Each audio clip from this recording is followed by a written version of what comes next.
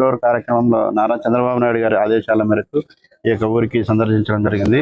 ఈ door to door కార్యక్రమంలో ప్రతి ఇంటిని సందర్శించినప్పుడు చాలా మంది తల్లికి వందనము, అలాగే పెన్షన్లు, ఎన్టీఆర్ భరోసా పెన్షన్లు, అలాగే అన్నదాత సుఖీభవ, మళ్ళీ ఈ యొక్క గ్యాస్ పథకం, ఇలాంటి ఎన్నో సంక్షేమ పథకాలు అందిస్తున్నందుకు నారా చంద్రబాబు నాయుడు గారికి కూడా కృతజ్ఞతలు తెలియజేయడం జరుగుతుంది లబ్ధిదారులు. కాబట్టి నారా చంద్రబాబు నాయుడు గారు, అలాగే మా కుటుంబ ప్రభుత్వమైనటువంటి పవన్ కళ్యాణ్ గారు, అలాగే నరేంద్ర మోడీ గారు మన రాష్ట్రాన్ని ఎంతో అభివృద్ధి వైపున పరుగులు ఇడుతున్న తరుణంలో ఈ గొడ్డలి పార్టీ నాయకులైనటువంటి వైఎస్ జగన్మోహన్ రెడ్డి, అలాగే వాళ్ళ యొక్క కార్యకర్తలు, వాళ్ళ లీడర్లు ప్రతి ఒక్కరూ ఈ రాష్ట్రాన్ని ఇప్పటికీ కూడా, అంటే వాళ్ళు 11 సీట్లు కోల్పోయినా కూడా వాళ్ళకి ఇంకా సిగ్గురాని వైనం జరుగుతుంది. ఎందుకంటే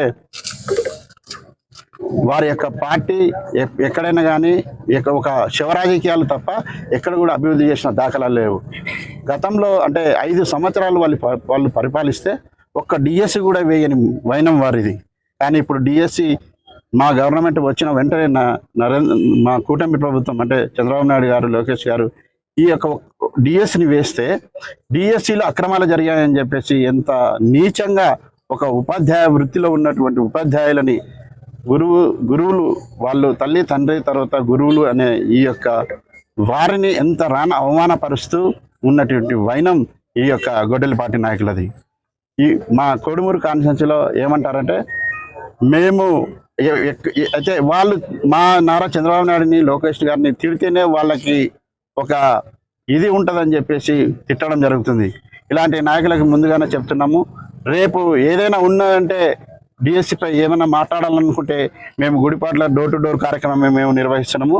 అక్కడికి వచ్చి ఏదైనా మీకు సందేహాలుంటే కూడా నివృత్తి చేయడానికి మేము సిద్ధమని తెలియజేస్తున్నాను. ఎటు కాకుండా వాళ్ళు ఏం చేస్తారంటే, ఎక్కడైనా కానీ వారు శివరాజకీయాలు, అలాగే ఇంటికి వెళ్ళి ఒక సాక్షాత్ ఒక ఎమ్మెల్యే ఇంటికి వెళ్ళి దళిత మహిళ వాళ్ళ ఇంటికి వెళ్ళి ఇంటి ఫర్నిచర్ పగలగొట్టి ఎంత దారుణంగా విచక్షణారహితంగా చేశారంటే, అలాంటి నాయకులు ఈ యొక్క మా జిల్లాలో ఉన్నారు.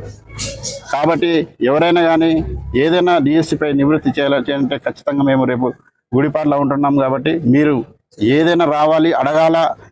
డిఎస్సిలో అక్రమాలు జరిగాయంటే కూడా వాటికి సమాధానం చెప్పడానికి మేము సిద్ధంగా ఉన్నామని తెలియజేస్తున్నాను.